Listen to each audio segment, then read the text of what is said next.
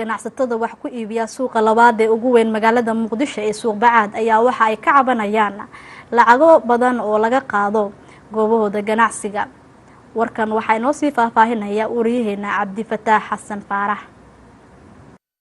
suuq Bacaad oo ah suuqa labaad ee ugu weyn magaalada Muqdisho oo maanta aan booqanay ayaa intii aan ku sugnaa gudaha suuqa waxa ii muuqanayay in goobaha ganacsiga qaarkood ay shaqeynayaan halka qaar kalena ay xirnaayeen. qaar kamid ah ganacsatada oo aan kula kulmay gudaha suuqa ayaa ii sheegay in sababaha ay ganacsigooda u xireen ay tahay lacago badan oo ka doonaya maamulka degmada Yaaqshiid iyo dhinacyo kale oo lacago kala duwan ka qaada. suuqna wax dhaqaaqa male waa sida u jeedin la iska fadhiyo. maalin waxa lagu leeyahay mid jid lagu dhisakeen mid jid lagu jabiyo keen mar waxa lagu leeyahay waxa la rabaa maaliyad shati waa iska jira walba hore u lahayn marka dawladdu kuma in aan lagu shaqeysano iska raab waxaan ka shaqeysan lahayn dawladdii marka waxaan rabnaa dadka soo magacaabay maamuladaas iyo qof kasta ay qusayso in arintan suuqa ka jirta inay soo farageliyaan ganacsatada loo dhimriyo la eego suuqa wixii qabta dhibaataan ku qabnaa laantaan noogala imaan waxaan leeyahay $10 keena degmada laga imaan waxaan leeyahay $10 keena waxaaba yimid intaas oo dhan nin afku dhigtayo dhahayo laamiyaan sameeyay $3,000 la imaada qoftaan keenna albaabku ka xiran yahay shalay waa nagala xiray waa xireen ma shaqaysanaynin maanta yaa soo hartay maantay subaxdii aan iska furnay anagoo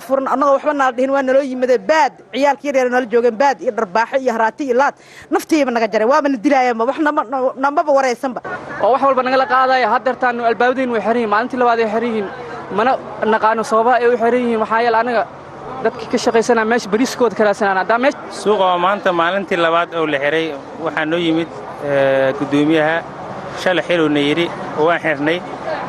saaka waxaan wacnay milkiilaha waxyaalaha inagu haysta waxaa kamid waxaan ka rabnaa ay dhaheen milkiilaha guriga lacagan ka rabnaa milkiilihiin waxna saaka wuxuu yiri nimankii degmada u tagay lacagna waa dhiibay ee meeshiina furta saaka daafurna mar labaad waa yimideen waan naga xireen. xilliga kadib ayaa gudoomiyaha degmada Yaaqshiid Cismaan Maxamed Cadaawe oo aan wax ka weydiinay arintani xilli uu ku sugnaa wada la dayactirayay oo gudaha suuqani marta waxa uu sheegay in lacagaha ganacsatadani ay ka cabanayaan ay tahay mid laga doonayo dadka iska leh goobaha ay ku ganacsadaan. lacagta laga qaadayo lacag sharci oo halka la gelinayo waaye waana lacag